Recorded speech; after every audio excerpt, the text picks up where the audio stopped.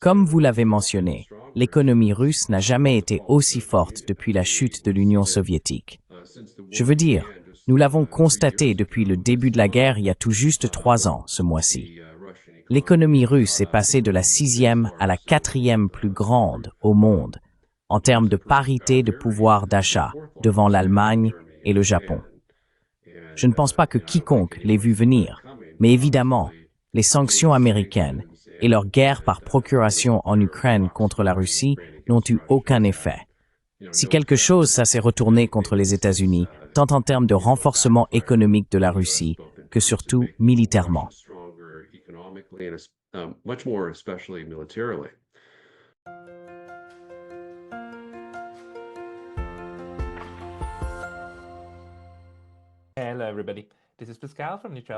Bonjour à tous, c'est Pascal des études sur la neutralité, et aujourd'hui j'ai de nouveau avec moi David Pine, ancien officier de l'armée américaine et actuellement directeur adjoint du groupe de travail sur la sécurité nationale et intérieure. Il publie également sur un Substack populaire appelé The Real War, où il analyse les affaires internationales et la politique nationale américaine. Aujourd'hui, je veux discuter avec David des premiers jours tumultueux de l'administration Trump et de l'état actuel des négociations de paix. Alors David, bienvenue. Merci, Pascal. C'est un plaisir d'être ici. David, tu as suivi de très près la campagne de Trump. Tu étais à la Convention nationale républicaine, n'est-ce pas, quand Trump a essentiellement été soutenu. Et depuis, tu as suivi de très près.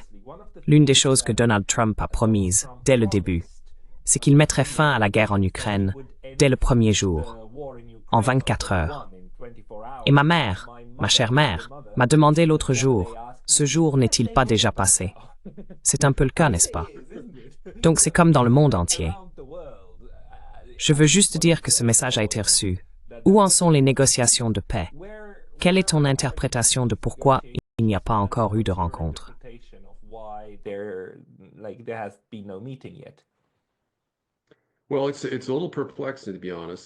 Eh bien, c'est un peu déroutant, pour être honnête. Mais permettez-moi de commencer en disant que, vous savez, le président Trump a démontré la capacité de mettre fin aux guerres en un jour, essentiellement. Je veux dire, il a mis fin au conflit de Gaza, du moins avec un cessez-le-feu, que nous espérons être permanent, à condition que nous puissions passer la première phase. Cela peut dépendre des discussions avec Netanyahou à la Maison-Blanche aujourd'hui. Et il a la même capacité de le faire en Ukraine, en ce qui concerne la fin de la guerre là-bas. La raison pour laquelle je dis cela est que le représentant permanent adjoint de la Fédération de Russie aux Nations Unies a récemment déclaré dans un podcast que, vous savez, Trump pourrait le faire en un jour, parce que, vous savez, la Russie est prête à mettre fin à la guerre. Ils sont prêts à mettre fin à la guerre.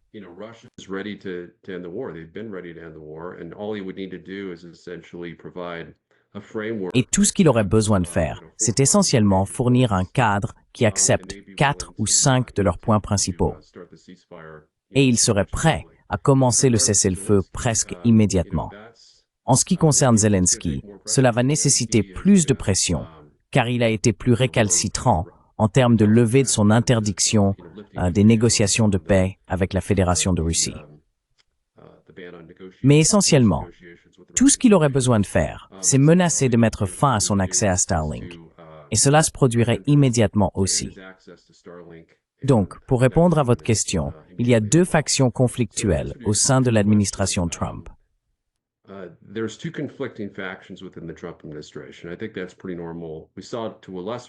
Je pense que c'est assez normal. Nous avons vu, dans une moindre mesure sous l'administration Biden, que l'aile atlantiste de l'administration Biden était beaucoup plus dominante. Mais sous l'administration Trump, les factions entre la faction néoconservatrice et la faction nationaliste conservatrice, America First, sont en fait assez bien équilibrées. Et c'est pourquoi juste hier, nous avons vu une reprise des livraisons d'armes à l'Ukraine, que nous pensions faire partie de la suspension de 90 jours.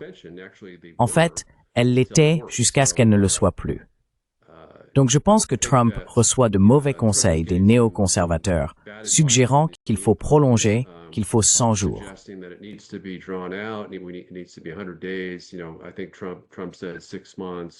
Je pense que Trump a dit 6 mois. Puis Keith Kellogg, général de corps d'armée à la retraite, a déclaré qu'il pourrait peut-être le faire en 100 jours. Et ensuite, nous avons eu un potentiel plan de paix de 100 jours qui a été divulgué.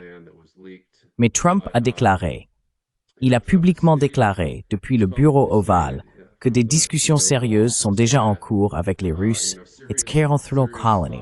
Et ensuite, nous entendons de la part des Russes que nous attendons toujours un appel téléphonique. Mais oui, il y a eu des discussions limitées au niveau de l'ambassade. Le problème est qu'il n'y a pas d'ambassadeur russe actuel aux États-Unis. La Russie, bien sûr, a rappelé son ambassadeur en octobre. Je ne me souviens pas de la raison exacte, mais ils n'ont pas envoyé de nouvel ambassadeur. Je pense qu'ils ont soumis un nom pour approbation pour que les États-Unis reçoivent un ambassadeur.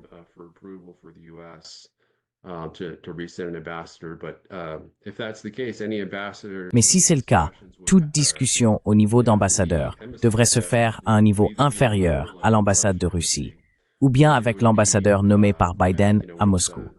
Donc cela a été frustrant pour moi aussi de ne pas voir de progrès immédiat. Mais en même temps, juste en écoutant la rhétorique venant du président, de l'administration Trump, même de ces néoconservateurs nommés, c'est tellement plus rafraîchissant parce qu'ils continuent. Rubio continue de parler de la nécessité de mettre fin à la guerre pour sauver l'Ukraine, qu'ils ont essentiellement perdu la guerre. Toutes ces admissions de vérité que vous n'auriez jamais imaginées venant de l'administration Biden.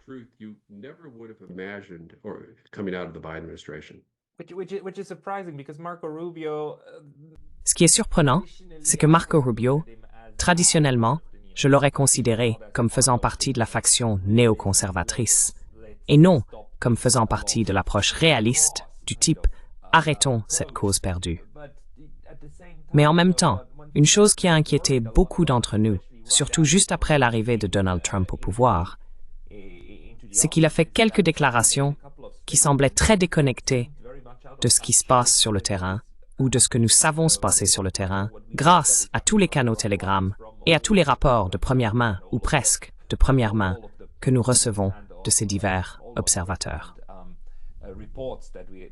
Nous savons qu'en ce moment, l'Ukraine n'a jamais été dans une position plus faible. Nous savons en ce moment que même des personnes comme M. Budanov en Ukraine parlent apparemment, cela n'a pas été confirmé, de l'Ukraine ayant au maximum quelques mois devant elle.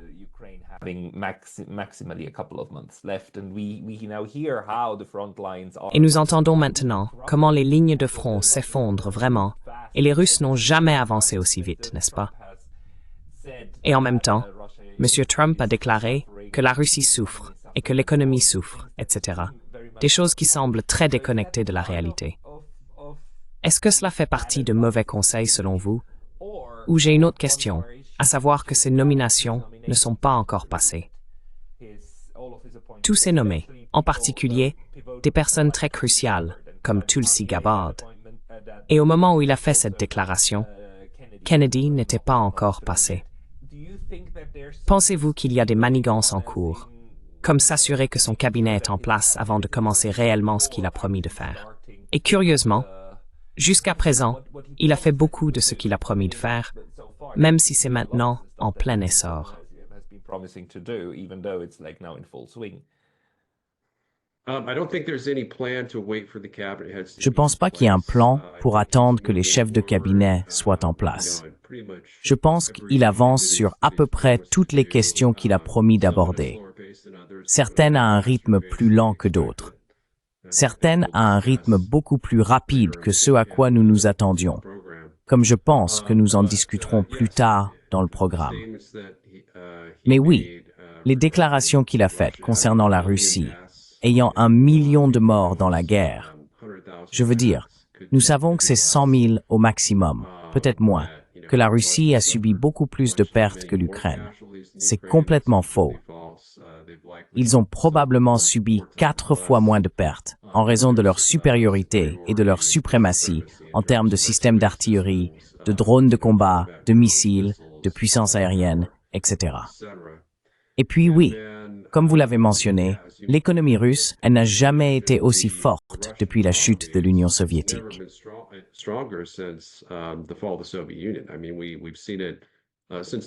Je veux dire, nous l'avons vu depuis le début de la guerre, il y a seulement 3 ans ce mois-ci.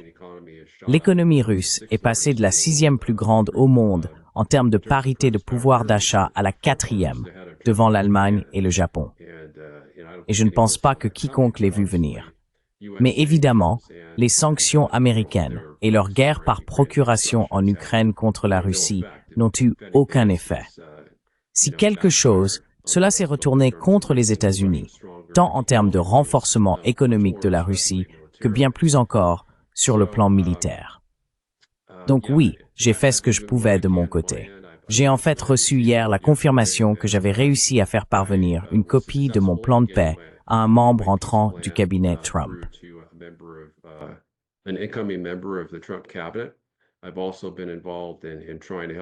J'ai également participé à essayer d'aider Tulsi Gabbard à être confirmé en coulisses, en travaillant avec l'un de mes sénateurs. Donc je pense que nous faisons des progrès. Je pense que si nous parvenons à nommer Tulsi Gabbard comme directrice du renseignement national, elle va informer le président tous les jours. Vous savez, c'est généralement le directeur de la CIA qui fait cela, mais elle fournira le brief quotidien présidentiel chaque jour. Et, vous savez, s'il pose des questions à ce sujet, elle va fournir de très bonnes réponses. Je ne suis pas d'accord avec elle sur tout, mais certainement en termes de guerre, vous savez, d'évitement de la guerre mondiale, je pense qu'elle et moi sommes en parfaite harmonie en ce qui concerne notre détermination à éviter la guerre avec la Russie et la Chine. Et je pense que c'est aussi la directive principale et primordiale du président.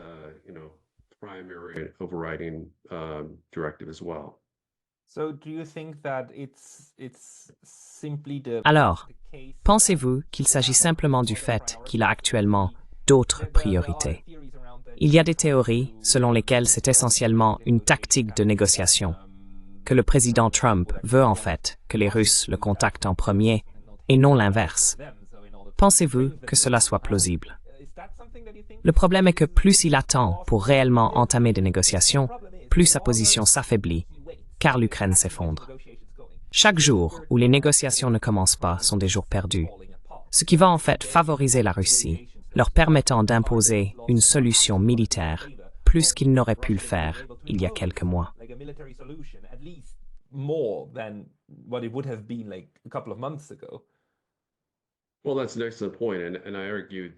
Eh bien, c'est un excellent point. Et j'ai soutenu à peu près la même chose dans l'un de mes derniers articles, dans lequel j'ai déclaré que, vous savez, la Russie est en course. Il se précipite pour prendre le contrôle du plus de territoire possible avant le cessez-le-feu. Donc, comme vous l'avez mentionné, la meilleure façon de soutenir l'Ukraine, si quelqu'un est vraiment sérieux à propos de soutenir l'Ukraine et de sauver l'Ukraine, et de les empêcher de perdre tout territoire supplémentaire. Nous savons que c'est la ligne de contrôle qui va être la ligne de division.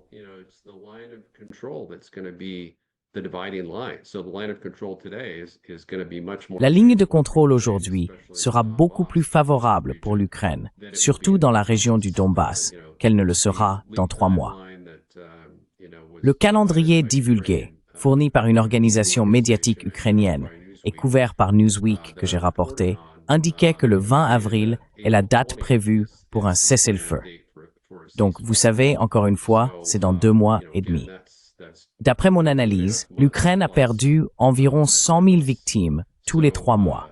Donc, nous parlons de, vous savez, 80 000 à 90 000 Ukrainiens tués et blessés.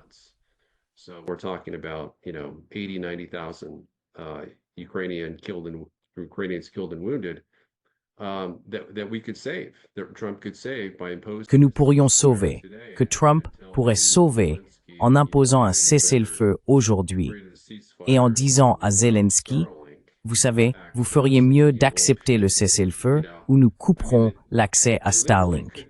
Et alors vous ne pourrez pas, Vous savez, je veux dire, ils n'auraient littéralement pas pu continuer la guerre sans Starlink. Si Starlink n'avait pas été accordé à l'Ukraine, la guerre aurait pris fin en avril 2022 avec l'accord d'Istanbul, même avec le retrait unilatéral russe de Maine.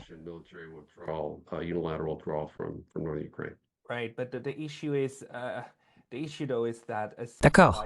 Mais le problème, cependant, est qu'un cessez-le-feu ne peut pas être imposé uniquement du côté américain, n'est-ce pas?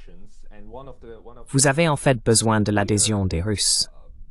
Et l'une des choses qui est claire maintenant depuis au moins les 6 à 12 derniers mois, c'est que la Russie exige ces 4 territoires et il ne les contrôle pas encore complètement. Donc, même si les Ukrainiens arrêtaient de tirer, les Russes exigeraient qu'ils se retirent aux frontières territoriales des oblasts. Est-ce quelque chose que vous pouvez imaginer que les États-Unis, que M. Trump pourrait être prêt à faire et dire « D'accord, c'est tout. Vous devez vous replier. Nous ne vous donnons pas l'accès à Starlink ou quoi que ce soit, l'accès dont vous avez besoin pour continuer. » De plus, n'avez-vous pas peur que nous sous-estimions les Ukrainiens après tout? Qu'ils diraient simplement non et continueraient à se battre avec la guérilla qu'ils seraient capables de mener?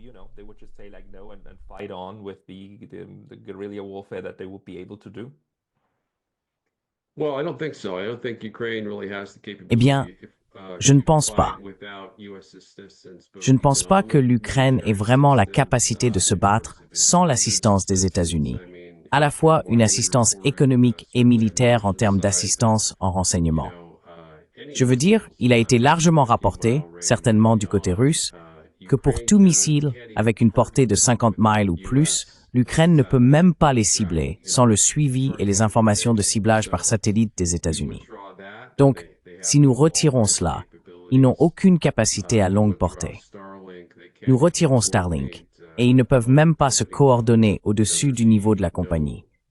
Il n'y aurait pas de contre-offensive, pas d'offensive. Je veux dire, littéralement, les lignes de front ukrainiennes s'effondreraient assez rapidement, en quelques jours ou semaines, sans Starlink. Alors, pourrait-il continuer à mener une guerre de guérilla?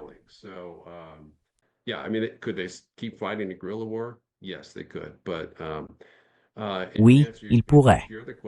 Mais pour répondre à votre autre question, si le président Trump décidait d'essayer de faire pression sur l'Ukraine pour accepter les termes de l'offre de paix de Poutine du 14 juin, alors il pourrait le faire. Je pense que l'Ukraine serait forcée de se conformer. Mais je ne pense pas que ce soit dans l'intérêt des États-Unis.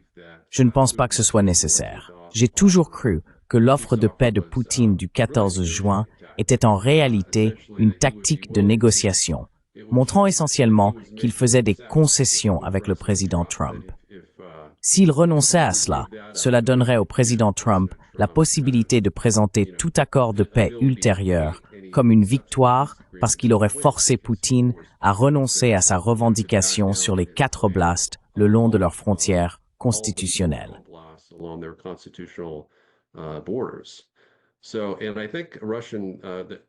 Donc je pense que ce que j'ai entendu du côté russe, c'est qu'ils sont prêts à accepter la ligne de contrôle telle qu'elle est actuellement définie, à l'exception, bien sûr, des échanges territoriaux à Koursk, où les Ukrainiens seraient contraints de se retirer de Koursk, tout le territoire russe, territoire d'avant-guerre. Et ensuite, la Russie serait prête à se retirer de leurs zones occupées à Kharkiv et Mykolaiv. Donc je pense que c'est une bonne solution. C'est une solution de compromis réalisable qui, je pense, serait acceptable pour les deux parties, et je pense qu'elle pourrait être incluse dans un accord cadre qui devrait précéder un cessez-le-feu.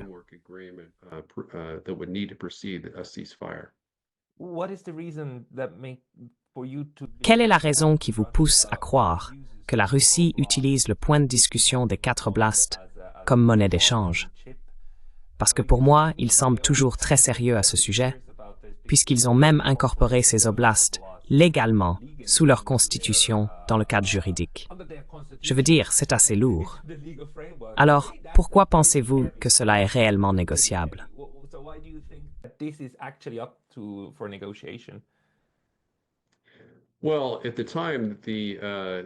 Eh bien, au moment où Poutine a émis le décret, qui a bien sûr été approuvé par la Douma russe pour annexer les 4 régions, la question lui a été posée. Quelles sont les frontières des oblasts? Et essentiellement, la réponse a été qu'elles devaient encore être décidées. Cela indiquait donc une flexibilité quant à ce que ces frontières pourraient être. La première fois que nous avons entendu le contraire, c'était le 14 juin. Donc, vous avez raison, c'est la proposition de paix en cours sur la table du côté russe. Ils ont modifié les termes, tout comme vous et moi l'avions prédit. Les conditions de paix du côté russe deviennent de pire en pire à mesure que la guerre se poursuit. Car l'armée russe, qui à la fin de 2022 était en infériorité numérique en Ukraine par 3 contre 1 en termes de troupes ukrainiennes par rapport aux troupes russes, a maintenant une supériorité de 2 contre 1.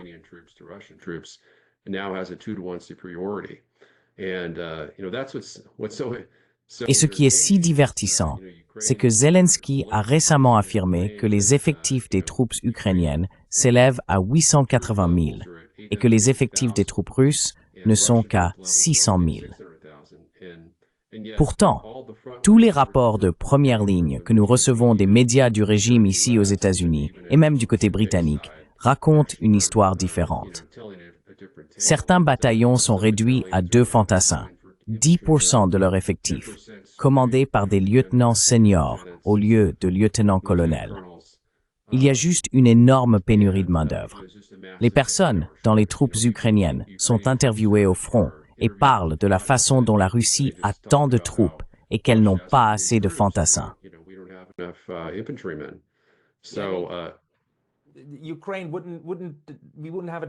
L'Ukraine ne discuterait pas de l'abaissement de l'âge de recrutement, l'âge de la conscription, de 25 ans actuellement à 18 ans, s'il n'y avait pas un grave problème de pénurie.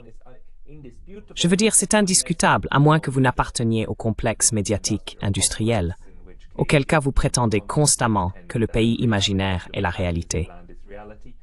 Mais c'est une pensée intéressante que vous avez donnée là, que la définition dans la Constitution des 4 nouveaux oblasts pourrait ne pas être strictement écrite. Nous pourrions essayer de vérifier cela et voir s'il y a de la place pour l'interprétation, ce qui donnerait de l'espace pour la négociation. Vous avez tout à fait raison. Permettez-moi de vous demander, cependant, quels sont les autres points clés de la proposition de paix ou du plan de négociation que vous avez exposé. Je veux dire, la neutralité du reste de l'Ukraine est hors de question, n'est-ce pas? Je pense que cela doit se produire, n'est-ce pas? C'est un point non négociable, n'est-ce pas?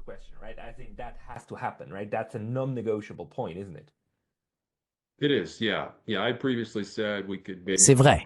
Oui. Oui, j'avais précédemment dit que nous pourrions peut-être faire un compromis avec, vous savez, le statut de grand allié non-OTAN. Mais c'était vraiment une concession à l'administration Biden. Parce que je savais que toute la raison pour laquelle il menait cette guerre était de préserver l'alignement militaire de l'Ukraine avec l'Occident, continuant à en faire essentiellement un satellite des États-Unis. Mais la neutralité, bien sûr, changerait cette équation. L'Ukraine redeviendrait un État tampon neutre entre l'OTAN et la Russie. Cela protégerait les deux côtés, l'un de l'autre, et fournirait une sécurité à l'Ukraine. Parce que, comme nous le savons, vous savez, les 14 premières années de la présidence de Poutine en Russie ont été marquées par, vous savez, aucune agression. Il n'y a pas eu d'agression russe contre l'Ukraine.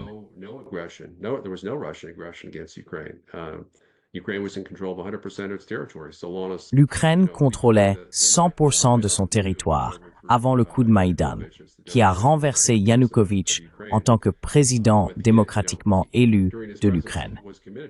Pendant sa présidence, il s'était engagé à la neutralité, parce que la neutralité était mentionnée dans la déclaration d'indépendance de l'Ukraine, et elle était également inscrite dans la Constitution avant 2019.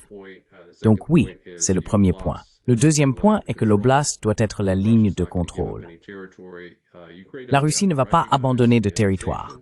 L'Ukraine n'a pas à reconnaître les annexions, mais elle doit reconnaître essentiellement le contrôle russe indéfini. Et puis les autres points suivants sont bien sûr la DMZ. La DMZ est vraiment optionnelle.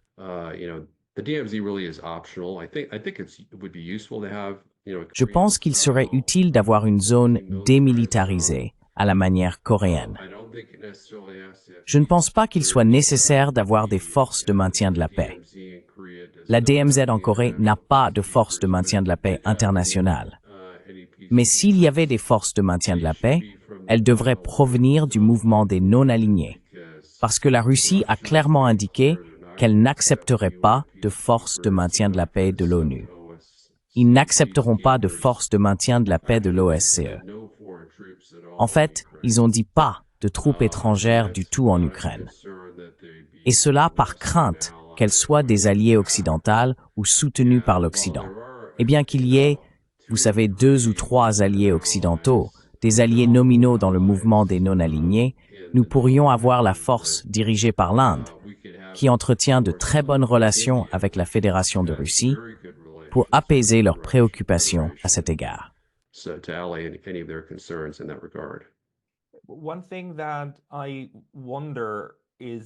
Une chose que je me demande, c'est pourquoi discuter des casques bleus du tout?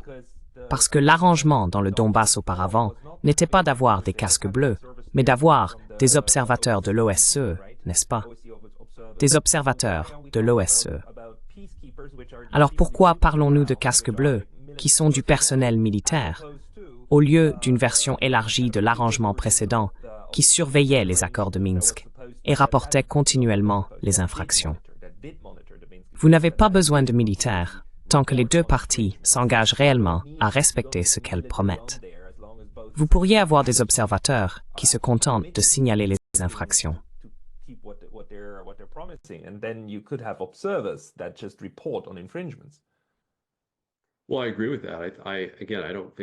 Eh bien, je suis d'accord avec cela. Encore une fois, je ne pense pas qu'il soit nécessaire d'avoir des forces de maintien de la paix. En fait, le supposé plan de paix Trump sur 100 jours, s'il est effectivement authentique, indique que la question des forces de maintien de la paix ne fera pas partie de l'accord de paix, mais qu'elle fera l'objet de discussions ultérieures. Donc je pense que c'est là où cela doit être, car la dernière déclaration de la Russie est qu'il n'y a pas de troupes étrangères en Ukraine du tout. Donc oui, des observateurs internationaux, ce serait acceptable. Bien sûr, la Russie aimerait avoir des inspecteurs d'armes pour garantir le désarmement ukrainien.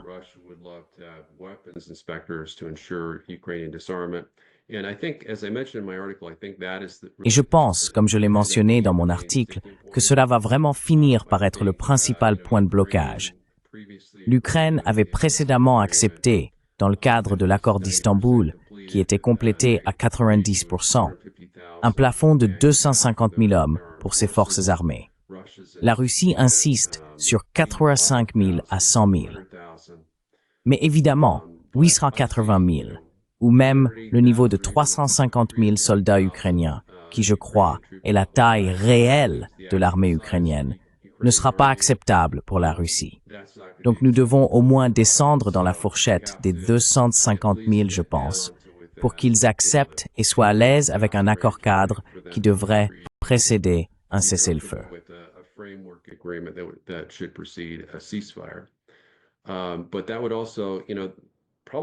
Mais cela serait probablement aussi la préoccupation la plus importante du côté russe, et vraiment la raison pour laquelle ils ont envahi l'Ukraine, qui était de restaurer l'Ukraine en une sorte de zone tampon sans nucléaire, essentiellement, comme elle l'était avant de devenir un membre de facto de l'OTAN, avec la signature des 2 accords de partenariat stratégique entre les États-Unis et l'Ukraine en août et novembre 2021. Parce que leur crainte a vraiment été que les États-Unis, à tout moment, avec l'Ukraine, comme un satellite ou un État vassal des États-Unis ou un protectorat militaire, puissent déployer des bombardiers B-52 sur une base aérienne ukrainienne à seulement 300 miles de Moscou, et ensuite, vous savez, mener une frappe nucléaire de décapitation contre le Kremlin avec un préavis de 5 minutes.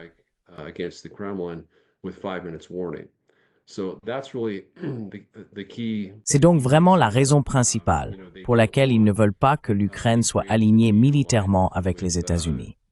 Et c'est pourquoi leur principal objectif a été à la fois de réduire le nombre et la portée des systèmes de frappe ukrainiens, des systèmes de frappe offensifs qui incluent le combat. Vous savez, les F-16 sont évidemment capables de transporter des armes nucléaires. Ils ont des missiles Attack-MS. Nous n'avons jamais déployé de tête nucléaire sur des missiles Attack-MS, mais il serait très facile, je pense, de le faire. Nous avons évidemment des ogives suffisamment petites pour s'adapter à l'intérieur des missiles Attack-MS. Donc ces types de systèmes doivent être entièrement éliminés, je dirais.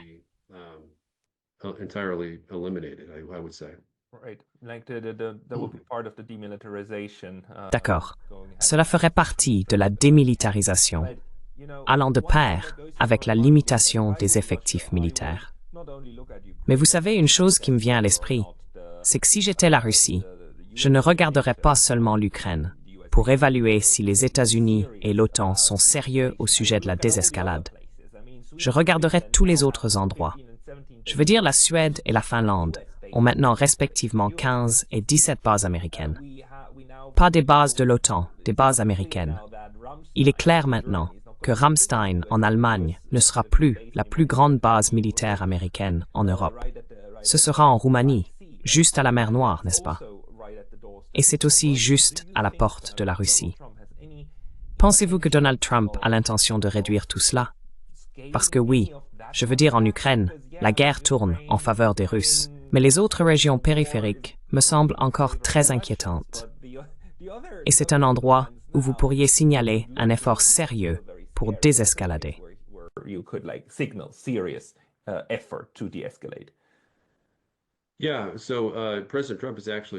Oui. Donc, le président Trump a en fait déclaré qu'il voulait réduire la présence militaire américaine dans l'OTAN de 20 000 soldats.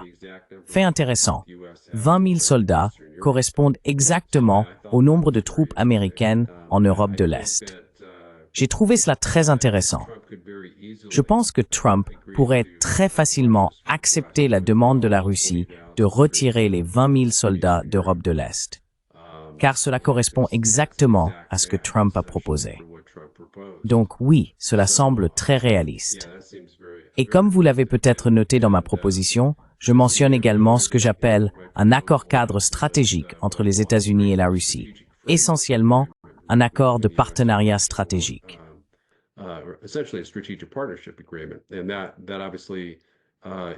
Et cela inclut évidemment l'absence d'expansion vers l'Est pour l'OTAN. Cela inclut un retrait de ces 20 000 soldats d'Europe de l'Est. Cela inclut également un retrait des armes nucléaires américaines, des armes nucléaires tactiques d'Europe occidentale vers la région du Pacifique, où Trump décide de les envoyer en échange de réductions réciproques russes. Essentiellement, j'appelle cela un traité sur les forces conventionnelles en Europe, qui, je pense, non seulement rétablirait la paix et la sécurité en Europe, mais incorporerait quelques-unes des dispositions des projets d'accords de sécurité mutuelle russes qui ont été soumis aux États-Unis et à l'OTAN en décembre 2021, dont je crois que beaucoup seraient dans l'intérêt de la sécurité nationale de l'OTAN et de l'Amérique d'accepter.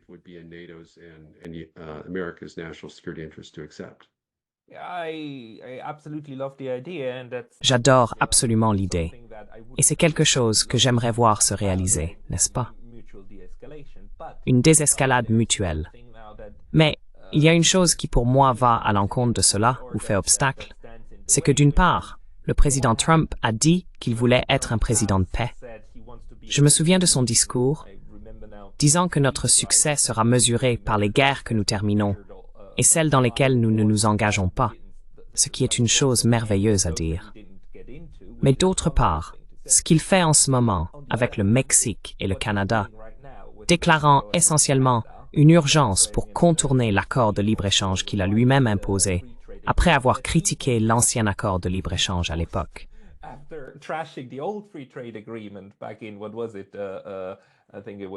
Qu'est-ce que c'était? Je pense que c'était 16-17, non? Cela envoie un signal très clair, à savoir que tout est permis. Et ces traités sont quelque chose qui, sous les États-Unis, ne sont pas seulement soumis à révision avec chaque nouveau président, mais aussi à révision au sein des présidences, vous savez, avec le même président, même si c'est 2 mandats. Oui, bien sûr.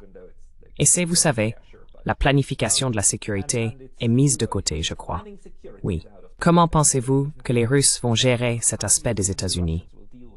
Ce n'est pas seulement Trump, mais les États-Unis en tant que partenaire continu là-bas.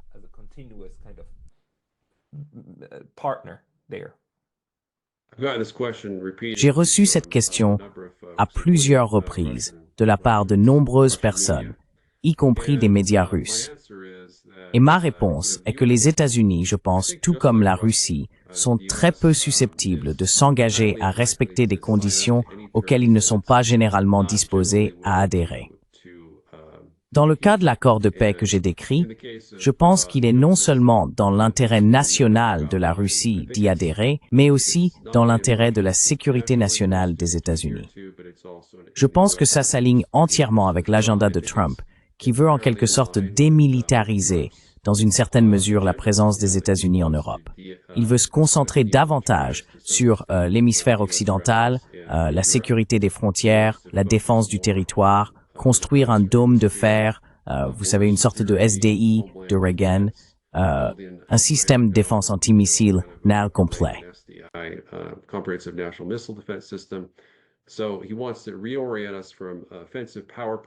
Alors, il veut nous réorienter de la projection de puissance offensive vers d'autres continents pour vraiment se concentrer sur la défense réelle.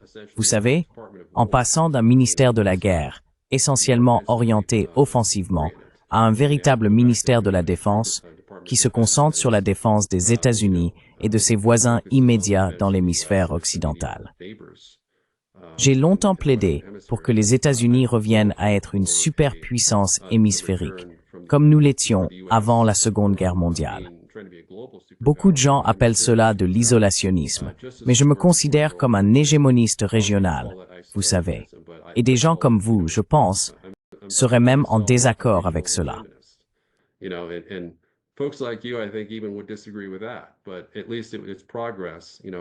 Mais au moins, c'est un progrès, vous savez, de ne pas interférer en Eurasie et d'essayer de, vous savez, laisser la Russie et la Chine tranquilles tout en soutenant nos alliés à l'étranger.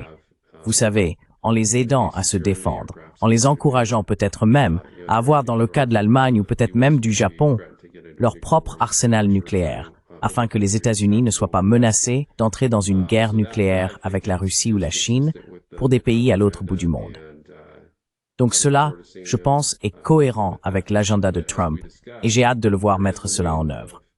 Mais comme nous l'avons discuté, il y a une aile du cabinet et de l'administration Trump qui est encore, vous savez, un pied dans le camp globaliste, voulant, vous savez, continuer non pas nécessairement la primauté ou l'hégémonie mondiale, mais quelque chose, vous savez, une version édulcorée de cela. Et puis aussi essayer de, vous savez, montrer du soutien à l'agenda réaliste de politique étrangère America First du président Trump.